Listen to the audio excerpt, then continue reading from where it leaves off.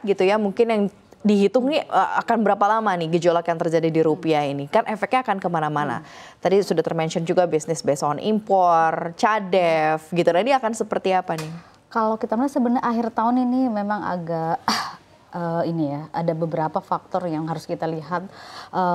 Kalau kemudian mungkin ada sinyal lebih positif ya dari The Fed, kita lihat tinggal 2 lagi FOMC meeting ya di Oktober dan di Desember.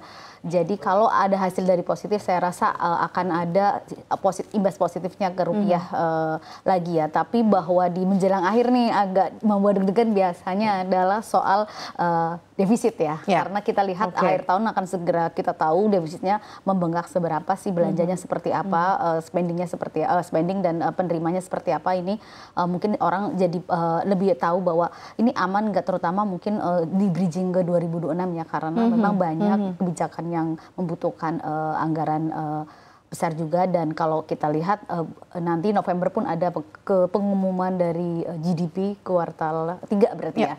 Dan mungkin kita akan lihat seberapa besar di kuartal 4 akan ada gambaran lebih jelas lah daripada ekonomi kita dan mungkin dampaknya dari kebijakan-kebijakan itu. Jadi kalau dari, menurut saya masih akan menantang ya, karena kita pun tidak tahu kebijakan Trump biasanya serba mendadak, serba mengagetkan. Ini yang harus kita cermati, dan jangan lupa juga geopolitik kadang tiba-tiba memanas gitu.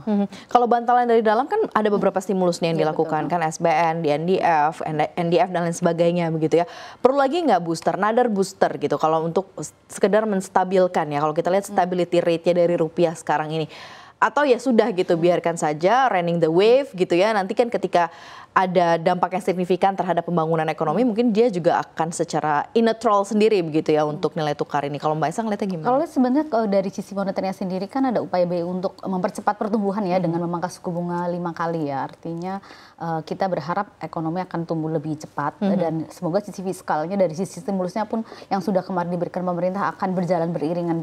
Jadi kalau kemudian ekonomi kita ini membaik, saya rasa juga akan menjadi gula-gula ya bagi investor untuk melihat bahwa ekonomi Indonesia tidak buruk-buruk amat. Pasti mereka juga akan kembali melihat investasi di Indonesia lebih menarik, dan kita harapkan semoga ada sinyal positif kembali dari The Fed ya, terutama mungkin untuk kebijakan 2026. Kalau mungkin inflasi Amerika nanti kita akan lihat nanti malam dari PCE-nya sendiri seberapa besar mungkin kekhawatirannya akan berkurang, karena data-data ekonomi Amerika ini justru menunjukkan sangat masih panas banget ekonominya. Kalau kemudian ekonomi Amerika masih panas, The Fed juga untuk mungkin menunda pemangkasan yang lebih agresif gitu. Bahkan bisa jadi tidak akan ada pemangkasan lagi begitu. Betul, ya. In the short term, maksudnya dari tahun ini dan tahun depan pun belum juga ada indikasi apa-apa ya. Balik lagi, baik again tuh cadangan devisa, Mbak Esa, cukup nggak sih sebenarnya untuk menjadi bantalan gitu di saat kondisi seperti ini? Sebenarnya kan kalau kita lihat masih di 150 ya, masih di range yang cukup. Persoalannya adalah ini sebenarnya yang perlu kita tanyakan, pasokan dolar di dalam negeri seperti apa sih, karena kita lihat kan masih ada isu soal banyaknya eksportir yang menaruh dolar di luar negeri, sementara kalau rupiah melemah artinya ada kebutuhan impor yang besar ya. Kalau kita lihat akhir tahun biasanya mungkin Pertamina akan impor BBM ya untuk antisipasi libur panjang. Kedua, bahwa konsumsi mungkin akan naik. Ini kita kan juga tahu ya bahwa masyarakat kita adalah pemakan kedelai dan mie instan, dan ini adalah impor yang tidak kecil ya, karena masuk 5 besar dari komoditas importir besar itu, artinya akan ada kebutuhan dolar yang lebih besar, dan akan mungkin beberapa perusahaan yang membayar